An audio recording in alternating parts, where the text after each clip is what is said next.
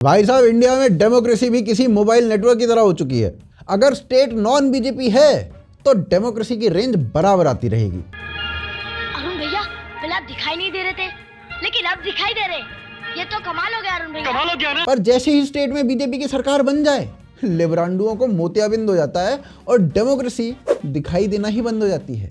जैसे democracy democracy ना हो, मिस्टर इंडिया हो। नहीं अरुण भैया, प्लीज वापस आ जाओ। अरुण भैया, मुझे बहुत डर लगता है। अरुण भैया, प्लीज वापस आ जाओ। जब तक बंगाल में बांग्लादेशी आके वोट डाल पा रहे थे, उन्हें आधार वोटर आईडी कार्ड्स मिलते जा रहे थे, तब तक तो डेमोक्रेसी की रेंज पूरी आ रही थी। पर अब जैसे ही बीजेपी की सरकार बनी है, डेमोक्रेसी एकदम से गायब बताई जा रही है। जैसे मानो डेमोक्रेसी भी बांग्लादेशी हो और वापस बांग्लादेश भाग गई हो। तो बेसिकली हुआ ये कि अभी अभिषेक बनर्जी सोनारपुर वेस्ट बंगाल में विजिट पे गए कि तभी उन्हें पट्ट से अंडे का हेडशॉट पड़ा।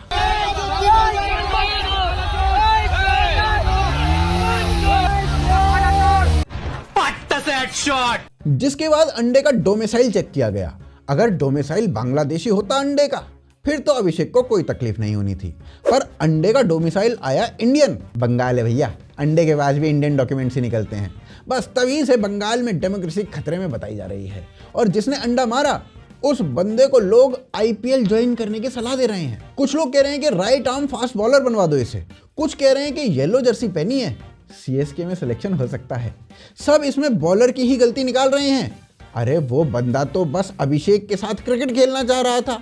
अभिषेक खुद बैटिंग हेलमेट पहन के आए थे। अब भैया बाउंसर नहीं खेली गई तो इसमें बॉलर की क्या गलती है?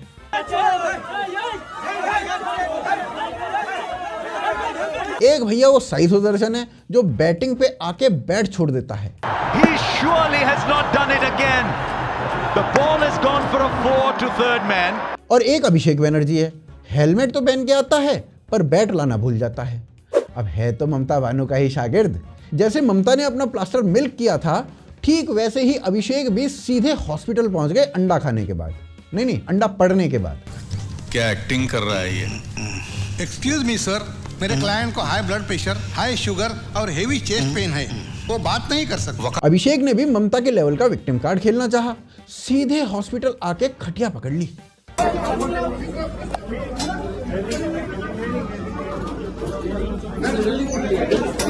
वाह क्या एक्टिंग कर रहा है, वाह क्या एक्टिंग कर। जबकि वहां के डॉक्टर्स का कहना है कि अभिषेक एकदम ठीक है, कोई फिजिकल इंजरी नहीं हुई है, इसको हॉस्पिटल में एडमिट नहीं कर सकते। डॉक्टर्स का कहना तो यह भी था कि फिजिकली तो फिट है अभिषेक, पर हार के बाद ना मेंटली सदमा लगा है बेचारे को। नहीं मतलब जूते बरसाने वाली साइड से जूते पड़ने वाली साइड पे अगर कोई आ जाए तो उसका असर तो पड़ेगा ना जी। और जैसे ही अभिषेक के पिटने की न्यूज वायरल हुई तो सलमान खान ने तो फार्म हाउस पे पार्टी दे दी। भाई रात भर नाच रहे थे। खैर ये भी अच्छा ही है कि भाई रात में सिर्फ नाचे। भाई रात में नाचते हैं तो पब्लिक सेफ रहती है।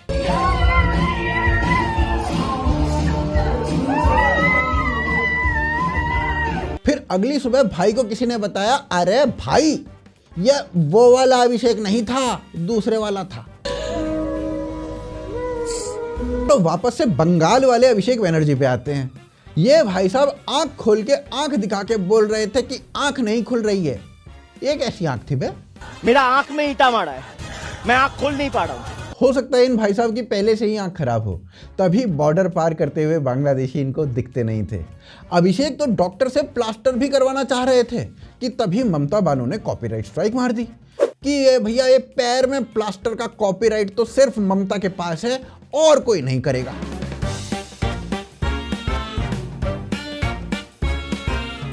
इसीलिए अभिषेक ने सीन को रिक्रिएट तो किया, बस प्लास्टर मिसिंग था।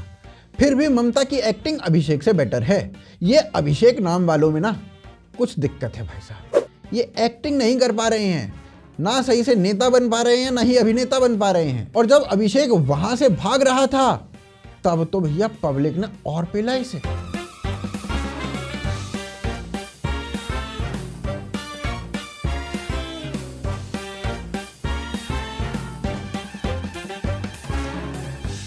जब इसकी इन्वेस्टिगेशन बैठी कि किस किसने हाथ साफ किया है, तो पता चला अभिषेक को पेलने वाले टीएमसी के ही वर्कर्स थे।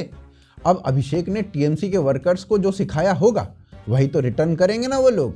और ये भी हो सकता है कि कुछ लास्ट के 2-3 दंगों की पेमेंट पेंडिंग पड़ी हो, तो ये वर्कर्स अपनी पेमेंट लेने आए हों। भाई साहब, ये कोइंसिडेंस कैसे हो सकता है कि 6 के 6 पेलने वाले टीएमसी एमएलए लवली मैत्रा के क्लोज एड हों? नहीं मतलब अब आप खुद सोचो, साथ वालों ने ऐसा पेला है तो जनता कैसे कैसे पेलेगी। जबकि जेपी नड्डा के कॉन्वॉय पे जब जम के पत्थरबाजी हुई थी ना, तब अभिषेक ने कहा था ये तो पब्लिक का गुस्सा है, झेलना तो पड़ेगा ना जी। जबकि उस टाइम पे पत्थरबाज टीएमसी के ही गुंडे थे। और इस बार भी अब अभिषेक की ना पत्थर खाने की खुद की बारी आ चुकी है। वो भी पब्लिक का गुस्सा खुली बाहों से एक्सेप्ट क्यों नहीं करते? हम तो बस यही पूछना चाहते हैं। नहीं देखो, जब कंगना पे हमला हुआ था तब तो लिबरल्स बड़े खुश थे, पर अभिषेक पे हमला होते ही डेमोक्रेसी खतरे में कैसे आ गई? जब ये न्यूज़ बांग्लादेश पहुंची तो बांग्लादेशी मिनिस्टर्स का कहना है कि भारत में बांग्लादेशियों को मारा जा रहा है। और जब यही बांग्लादेशी बीजेपी लीडर्स को खुलेआम मारने की धमकी देते थे, तब तो डेमोक्रेसी सही सलामत थी भाई साहब। 4 তারিখ মমতা বন্দ্যোপাধ্যায় যতই উদার হোক, আরামবাগের স্টিয়ারিং আমার হাতে থাকবে।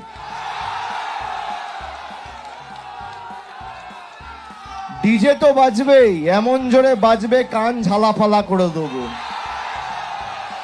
अभिषेक की ऐसी पिटाई देख के मुंबई वाला अभिषेक, उसकी नींद उड़ी पड़ी है। उसको लगने लगा है कि प्रोफेशन कोई भी हो, दिक्कत अभिषेक नाम में है। अभिषेक लोगों का हाल एक जैसा ही चल रहा है भाई साहब। यही सब सोच सोच के अब उसे ऐसे सपने आ रहे हैं।